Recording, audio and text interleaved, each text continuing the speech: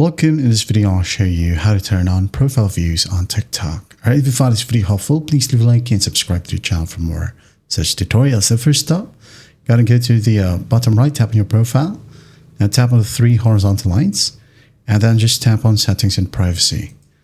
Tap on it, wait for it to load, and once it loads, gotta scroll down, alright, or scroll down a bit and tap on privacy. Now in here again, go ahead and scroll all the way down and find profile views. Okay, make sure that this one is turned on. And then after that, go ahead and go back to your profile and you'll be able to see an eye icon or a footstep icon.